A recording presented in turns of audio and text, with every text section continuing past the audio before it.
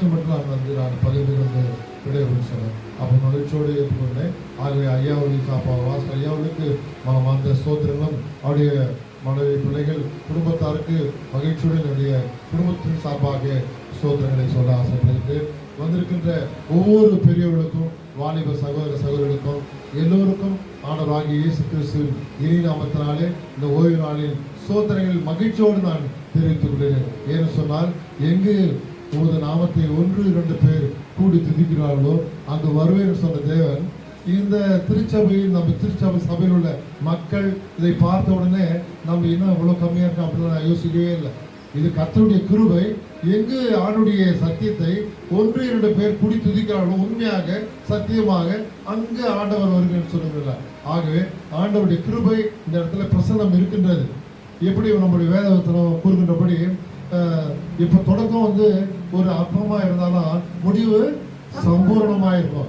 இது நான் பார்த்து பேசிட்டு சாட்சி சொல்லிட்டு கர்த்தருக்கு முடிஞ்சா மீண்டும் நான் ஒரு நாட்கள்ல செய்தி கொடுப்பேன். இருந்தாலும் நான் இப்ப சொல்ற வார்த்தை என்னன்னா, ஆண்டோடைய பெரிதான கிருபையால இது தொடக்கம் ஒரு அற்பமா இருந்தாலும் வருகின்ற காலங்களில வருகின்ற ஆண்டுகளில நான் பிறகு எத்தனையோ ஆண்டுக்கு பிறகு இந்த சபையை நான் சந்திக்கும் போது ஒரு பெரிய ஆசீர்வாதமான ஒரு திரள் கூட்டமாய் காணும்படி நான் தனிப்பட்ட ஜெபத்திலே ஜெபிக்கின்றேன். உங்களை அதிகமாய் ஆண்டவர் ஆசீர்வதிப்பார். இந்த நாளிலே வருகின்ற ஒவ்வொரு நாட்களிலும் ஆண்டவருடைய சத்தியம் எப்போதும் நிறைவேறும் என்று நான் ஜெபிக்கின்றேன். இந்த இடத்துல நான் அமர்ந்து உட்கார்ந்து இந்த பாடலை பாடுகின்ற போது, மக்களை பார்க்கின்ற போது, எல்லோரும் பார்க்கின்ற போது தேவ கிருபை இருக்கின்றது.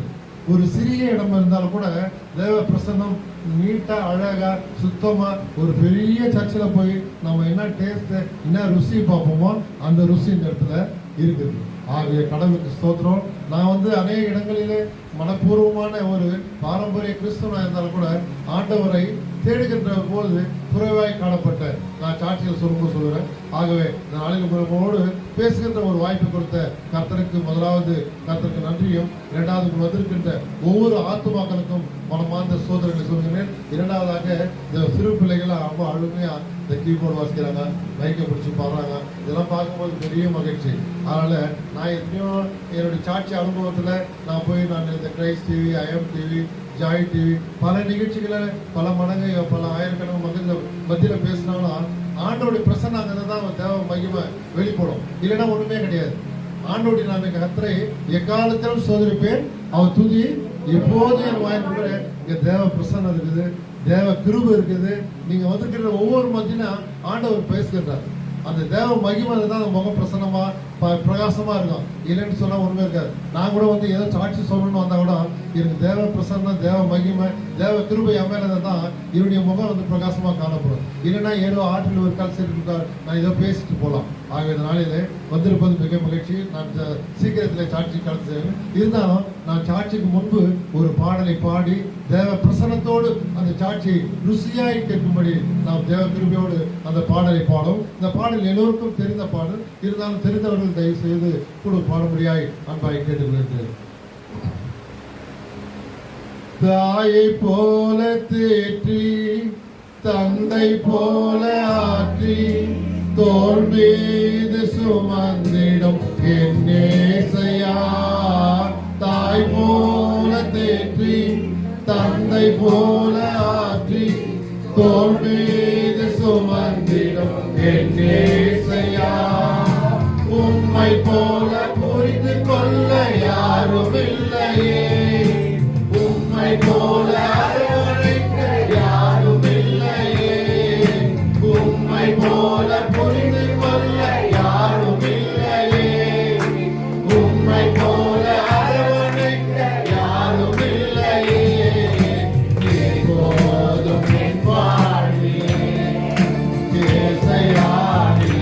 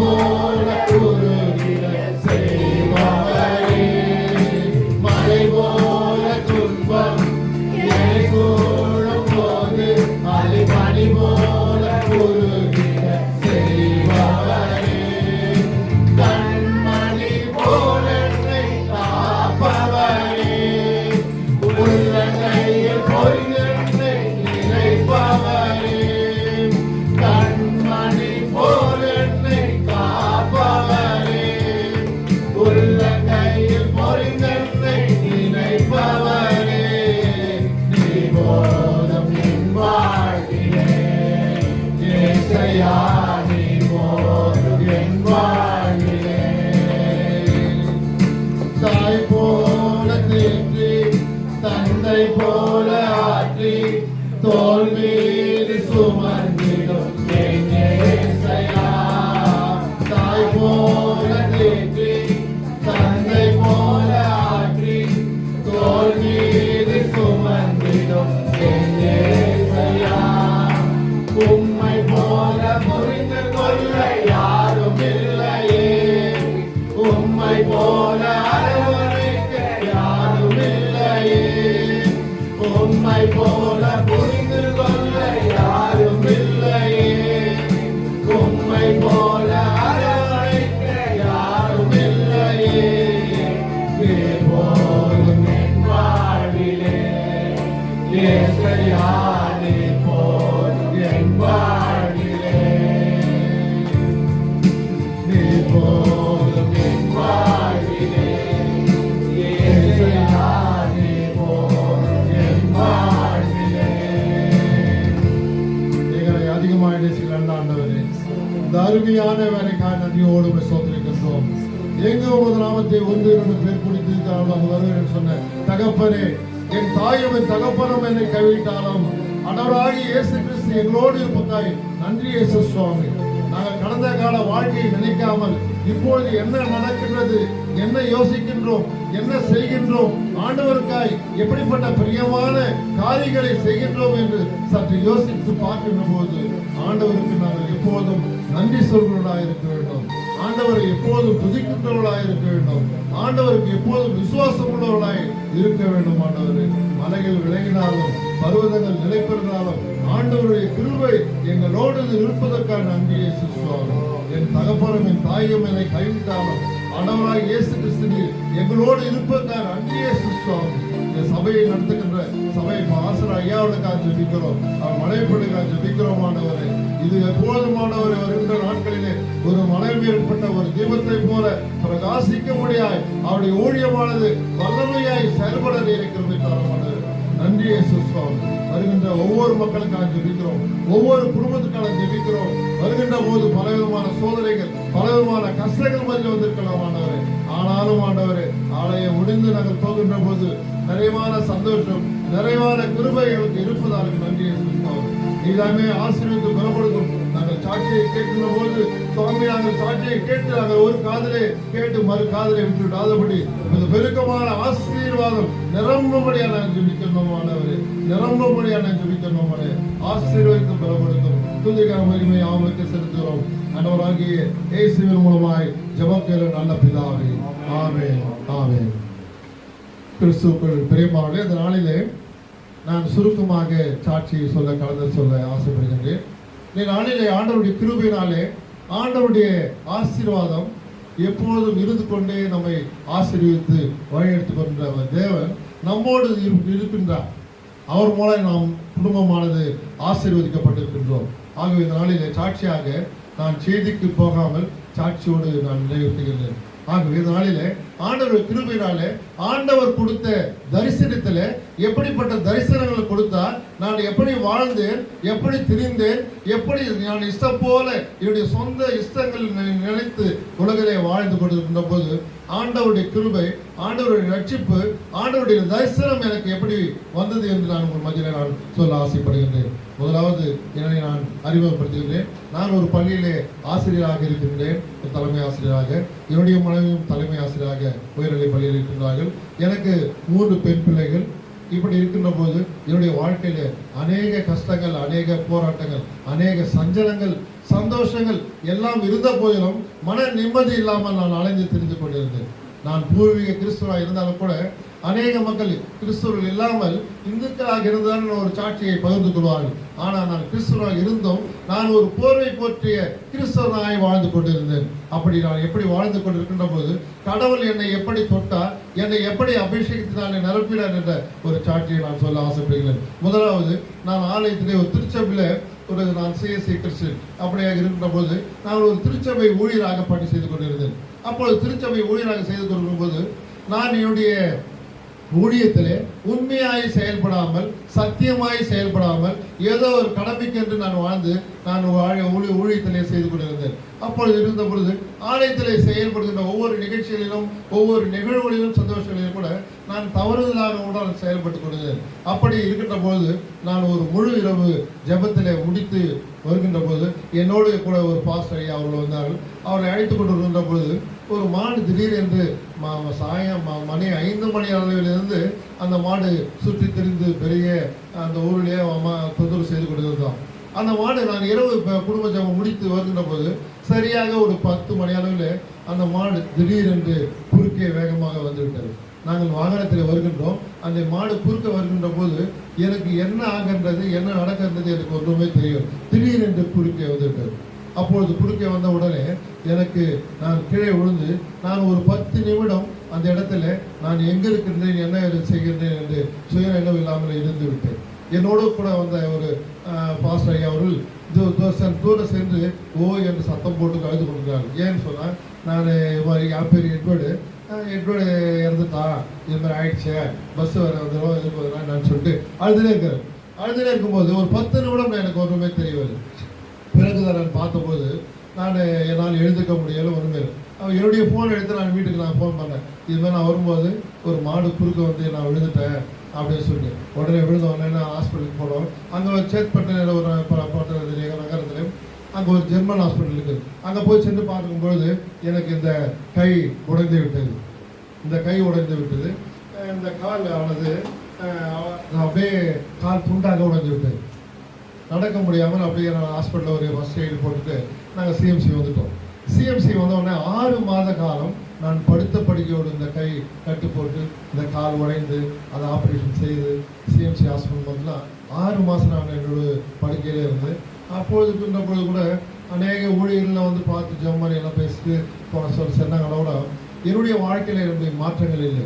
மீண்டும் நான் வீட்டுக்கு சென்ற பிறகு அங்கே சென்று மீண்டும் ஒரு 6 மாத காலம் படித்தோடு பள்ளிக்கு செல்லாமல் நான் வீட்டில் லீவ் போட்டு செய்துட்டு நான் வீட்டில் இருக்கும்போது அப்பொழுது மீண்டுமாய் கூட என்னுடைய சொந்த விருப்பங்களிலே, சொந்த ஆசை பாசங்களிலே நான் என்னுடைய வாழ்க்கையை வாழ்ந்து கொண்டிருந்தேன். அப்பொழுது வாழ்ந்து கொண்டிருக்கின்ற சில காலங்கள் கழித்து அப்பொழுது கூட நான் ஆண்டவரை தேடுதலை அநேக ஊழியர் வந்தாலும் நான் ஜெபம் பண்ணுறேன், எல்லாம் செய்தாலும் நான் தவறான கெட்ட சிந்தனையோடு கெட்ட வாழ்க்கையோடு நான் தெரிந்து கொண்டு என்னுடைய சுய இஷ்டத்தோடு நான் வாழ்ந்தேன். ஆனால் மற்றவர்களுக்கு பார்ப்பவர்களுக்கு நான் செய்வது என்ன என்று தெரியாமல், ஆனால் ஒரு சிலருக்கு தெரிந்தாலும் கூட ஆண்டவருக்கு நன்றாக தெரியும். சரி, ஒரு காலகட்டம் முடிந்தது. இரண்டாவது ஒரு 2 வருடம் பிறகு நான் வீட்டில் இருக்கின்ற போது திடீரென்று இரவில் ஒரு 2 வருடம் கழித்து 3வது வருடம் அப்பொழுது திடீரென்று எனக்கு ஹார்ட் அட்டாக் ஆனது. மாரடைப்பானவுடனே சரியாக இரவு 1 மணி அளவில் ஆரம்பித்தது. அப்போது நான் வீட்டில் எனக்கு 3 பிள்ளைகள் இருப்பதுனால அவங்க எல்லாம் தூங்குறாங்க. எங்கள் வீட்டில் எங்கள் ஒய்ஃபுமே எழுப்பல. நான் என்ன பண்ணேன், அப்படியே போயிடலாம், பாத்ரூம் போகிறேன், எல்லாம் பண்ணுறேன். நானே அட்ஜஸ்ட் பண்ணி எல்லாம் பார்க்குறேன். ஃபேன் ஓடுது, ஏசி போட்டுக்கிறோம், எல்லாம் பண்ணுறோம். அப்படியே தண்ணி ஒழுதுனே இருக்குது, கஷ்டப்பட்டுனே இருக்கிறோம், வேறு சின்னதே இருக்குது. அப்படி ஒன்று என்ன பண்ணேன், என்னுடைய பெற்றோர்களும் ஆசிரியர்கள் தான், என்னுடைய அப்பா அம்மாவும் ஆசிரியர்கள் தான். அவங்க இடத்துல ஃபோட்டோ போய் நின்று ஜெபம் பண்ணுறேன். இது மாதிரி எனக்கு இது மாதிரி இருக்குது, கஷ்டமாக இருக்குது, நீ தான் காப்பாற்றணும் சொல்லி கடவுள்கிட்ட முதலாவது ஜெபம் பண்ணிட்டு, இரண்டாவது என்னுடைய பெற்றோரிடத்தில் ஜெபம் பண்ணும்போது எங்கள் மனைவி கேட்குறேன், நீ ஏன் போயிட்டு உங்கள் அப்பா அம்மா கிட்ட போய் ஜெபம் பண்ணுறேன், அவங்க இறந்துட்டாங்க, சாமிகிட்ட கேட்டாலும் பரவாயில்ல. சாமி இருந்தாலும் ஆண்டவராகிய பெற்ற நம்ம பெற்றோர்கள் அவரிடத்துல ஜெபம் செய்துட்டு பிறகு என்னால் ஒன்றும் முடியல. பிள்ளைகளை கூப்பிட்டு 3 பேரையும் அவங்களை எழுப்பி தூக்கத்தில் வர பிள்ளைங்க அவளை உடனே எழுப்பி அவங்களுக்கு செலவு போட்டு ஒரு கூட்டம் கொடுத்துட்டு நம்ம வந்து பிள்ளைகளை பார்க்க மாட்டோம்னு உடனே ஹாஸ்பிட்டல் ஃபர்ஸ்ட் எய்ட் இன்ஜெக்ஷன் போட்டு மறுபடியும் சிஎம்சி கிளம்பி வரும். அங்கே வருகின்ற போது ஒரு 10 நிமிடத்திற்குள் நான் சிஎம்சி உள்ளே நுழைஞ்சு நான் ஆப்ரேஷன் தேட்டரில் நான் நுழையலாம், நான் இறந்துட்டு இருப்பேன். முதல் ஆக்சிடென்ட்லேயே செத்துட்டு இருப்பேன், 2வது ஹார்ட் அட்டாக் அப்பயும் நான் இறந்துட்டு இருப்பேன். அப்பயும் என்னை கடவுள் காப்பாற்றி என்னால் ஒரு ஊழியம் நடக்கணும், அநேக ரட்சிக்கப்படணும், ஆண்டவருடைய சத்தியத்தை நம்ம சத்தியமாக சொல்லணும், சாட்சியை பகிர்ந்து கொண்டு என்னை கடவுள் என்னை விட்டு வச்சு மறுபடியும் ஹாஸ்பிட்டல் போகிறோம். 2 போய் செக் பண்ணால் ஹார்ட் அட்டாக்கு, 2 ஸ்டென்ட் வைக்கணும், ஓப்பன் சர்ஜரி பண்ணணும்னு சொன்னாங்க. அது போய் மறுபடியும் செக் பண்ணும்போது 2 ஸ்டென்ட் வைக்கணும் அப்படின்னு சொன்னாங்க. சரின்ட்டு 1 ஆப்ரேஷன் போயிட்டு 2 ஸ்டென்ட்டு 1 மந்த் கேப்பில் ஸ்டென்ட் வச்சாங்க. அப்பயும் நாங்கள் போயிட்டு மறுபடியும் ஹாஸ்பிட்டலேருந்து ரிலீஸ் ஆகி மறுபடியும் வீட்டுக்கு போயிட்டு மறுபடியும் பழைய வாழ்க்கையை நான் தொடர்ந்து என்னுடைய பாவங்களை பின்பற்றி அலைந்து திரிந்து என்னுடைய இன்பங்களுக்கு ஆக நான் குடும்பத்தினுடைய பிள்ளைகளை நினைக்காமல், மனைவி நினைக்காமல், உற்றார் நினைக்காமல் என்னுடைய விருப்பத்துக்கு ஏற்றவாறு நான் அழைந்து தெரிந்து கொண்டிருந்தேன். மீண்டும் ஒரு 2 வருடம் பொறுத்து என்னுடைய பள்ளியை முடித்து ஆலயத்திற்கு நேராக வருகின்றேன். அந்த ஆலயத்தினுடைய சிஎஸ்சி சர்ச்சுடைய செயலராக பதவியில் இருக்கின்றேன். அன்றைக்கு அந்த கிறிஸ்மஸ் ரிட்ரீட் நேராக அந்த சர்ச்சுக்கு நேராக வரும்போது அங்கே சர்ச்சில் வந்து டெக்கரேஷன்லாம் பண்ணிக்கிறாங்க, எல்லாம் சாப்பாடு ஆயத்தெல்லாம் நடந்துக்குது. நேராக அந்த சர்ச்சுக்கு நேராக வந்தோடனே வண்டி எதுவுமே வரல, எதுவுமே காரோ பஸ்ஸோ வரல. அப்படியே நேராக வந்தோடனே டக்குன்னு சர்ச்சுக்கு நேராக அப்படியே கீழே விடுவார். கீழே வந்து எனக்கு ஒன்றுமே தெரியல, ஃபுல்லாக பிளட்டு வாயிலேருந்து வருது, நொப்புன்னு வருமா சொல்லி ரொம்ப சீரியஸ் கண்டிஷன் ஆகிட்டு எனக்கு எப்படியோ டெத் ஆகிடுவேன் அப்படின்னு சொல்லி எல்லாம் பேசிட்டு உடனே ஹாஸ்பிட்டலுக்கு போனாங்க. நான் பார்த்தோன்னே ஃபர்ஸ்ட் எய்டு ஒரு இன்ஜெக்ஷன் கொடுத்து, அப்போ அவருக்கு ஏதோ அதிகமாகிடுது, ப்ளீடிங் அதிகமாக இருக்குது, நீங்கள் உடனே சிஎம்சிக்கு போகணும்னு சொல்கிறாங்க. அப்போ உடனே அங்கே பார்க்க மாட்ட போது அந்த நீங்கள் இங்கே அப்போலாம் பார்த்துருப்பீங்க, அந்த இறக்கின்ற தருவாயில் மரண பரியத்தில் எப்படி ஒரு மக்கள் இருப்பார்கள் என்று நீங்கள் பார்த்துருப்பீங்க. அப்படி அந்த 30 வருடமாக துணுன்ற பொழுது நான் படிக்க மாட்டேன்னு சொல்லிட்டு மீண்டும் சிஎம்சிக்கு வரேன். சிஎம்சிக்கு வருகின்ற போது எனக்கு அங்கே டெஸ்ட் பண்ண உடனே இந்த கை வரல, இந்த கால் வரல, வாய் கோணியாக போயிடுச்சு, மைண்டு சேஞ்ச் ஆயிடுச்சு. ஒரு 20 days 20 நாள் நான் சிஎம்சியில் இருக்கின்ற போது எனக்கு மனநிலையே ஒன்றுமே கிடையாது. நான் எங்கே இருக்கிறேன், என்ன பண்ணுறேன், நான் எங்கே பாத்ரூம் போனால் என்ன செய்கிறேன்னா ஒன்றுமே தெரியாமல் படுத்த படிக்கலே நான் இருந்தேன். மைண்டு மாறிடுச்சு. அப்போ உடனே டாக்டர்லாம் கூட அடிக்க போனோம், திட்ட போனோம், பிளட்டு எடுத்து டெஸ்ட் பண்ணோம், மற்ற எல்லாம் பண்ணும்போது டாக்டர் என்ன திட்டம் எல்லாம் பண்ணி பேசிக்கிறேன். அப்போ என்னை பெட்டில் படுக்க வச்சு கை காலெலாம் கட்டி என்னை அது மாதிரி தான் ட்ரீட்மெண்ட் பண்ணிக்கிறாங்க. அப்படி பண்ணுகின்ற போது 2018 டிசம்பர் 28 விடிகாலம் ஒரு 4 மணி அளவில் கடவுளுடைய தரிசனம் என் மேல் உதித்தது. சரியாக அந்த டைம் ஆரம்பிச்சு சரியாக ஒரு 3.5 மணி நேரம், ஒரு 4 மணி நேரம் போராட்டம். அந்த போராட்டத்தில் ஆண்டவருடைய கிருபை, ஆண்டவருடைய தரிசனம் என் மேல் இறங்கி எனக்குள் ஒரு படம், எப்படி நம்ம சினிமா தேட்டரில் படம் பார்ப்போம், மற்ற நிகழ்ச்சிகள் நம்ம பார்ப்போம், அது மாதிரி எனக்கு ஆண்டவருடைய தரிசனம் ஓடிக்கொண்டே இருக்கிறது. ஆண்டவர் பேசிக்கொண்டு ஒரு சைடாக பேசிக்கொண்டு இருக்கின்றார், நான் ஒரு பக்கத்தில் பேசிக்கிறேன். ஒவ்வொரு இடத்துல போய் பேசின போது ஆண்டவர் வெளிப்பட்டார், உனக்கு கை கால் உடைச்சேன், அப்பயும் நீ வாழ்க்கையில் திருந்தலை, ஆண்டவருக்குள்ள வரல, பிள்ளைகளுக்காக உன்னை விட்டு வச்சு நீ பார்க்கல. 2வது உனக்கு ஹார்ட் அட்டாக் கொடுத்து உனக்கு வாய்ப்பு கொடுத்து அப்பயும் நீ மனமாறவில்லை.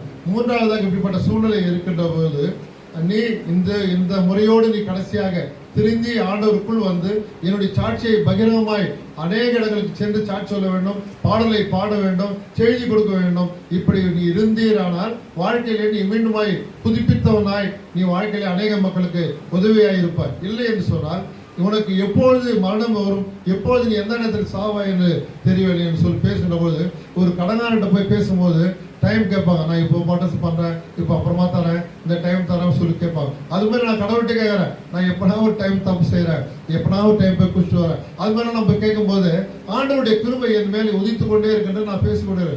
அந்த 4 மணி போராட்டத்தில், 4 மணி நேரம் போராட்டத்தில் ஒரு முடிவுக்கு வந்த பிறகுதான் ஆண்டவருடைய தரிசனத்தின் முடிவு வந்து என்னிடத்தில் பேசி, அதற்கு பிறகு ஒரு சத்தியத்தின் மூலமாய், ஆண்டவருடைய வார்த்தையின் மூலமாய் ஆண்டவருக்கு வெளிப்பட்ட பிறகுதான் என்னை நானே தாழ்த்தி அந்த இடத்துல நான் முழங்காலிட்டு படிட்டு ஜெபித்து ஆண்டவரிடத்து, ஆண்டவரே நான் செய்த தவறுகளை மன்னியும், நான் செய்த அநேக குற்றங்களை மன்னியும், உடைய ஊழியத்தின் நிமித்தமாக நான் செய்கின்ற போது கூட அநேக இடர்பாடுகளை ஊழியர்களுக்கு கொடுக்கின்ற நேரங்களில் கூட என்னை நீர் காப்பாற்றி இந்த நாளில் எனக்கு ஒரு விடுவிப்பு கொடுத்து என்னை தேற்றினீர். ஆக நன்றி சுவாமி, நன்றி சுவாமி என்று சொல்லி ஆண்டவரிடத்தில் முழங்கால் படிட்டு ஜெபித்து அன்றைய நாளிலே ஆண்டவரிடத்தில் மன்னிப்பு கேட்டு ஆண்டவருக்குள் நான் வந்த பிறகு, அதன் பிறகு என்னுடைய வாழ்க்கையே மிக வெளிச்சமாய் பிரகாசமாய் ஆண்டவருக்குள் மகிழ்ச்சியாக இருக்கின்றது. இதை நாம் சொல்கின்ற போது ஆண்டவருக்கு சோத்திரம் சொல்லி அல்லேலூயா அல்லேலூயா என்று மகிழ்ச்சியோடு நாம் பகிர்ந்து கொடுக்கின்ற போது ஆண்டவருடைய பிரசன்னம் நம்ம என் மேல் இருந்தது. ஆகவே அன்றைய நாளிலிருந்து இன்றைய நாள் வரை ஆண்டவருடைய பாடலை பாடவும், ஜெபிக்கவும், ஆண்டவருடைய சாட்சி சொல்லவும், ஆண்டவருக்கு ஏற்ற மகிழ்ச்சியாய் அநேக இடங்களுக்கு சேர்ந்து செய்தி கொடுக்கின்ற போது மிக மகிழ்ச்சியாக இருக்கின்றது. ஆகவே கிறிஸ்துவுக்குள் பிரியமானவர்களே, என்னுடைய வாழ்க்கையில் நீங்க ஏற்பட்ட அநேக ஆபத்துகள், இடர்பாடுகள் வந்த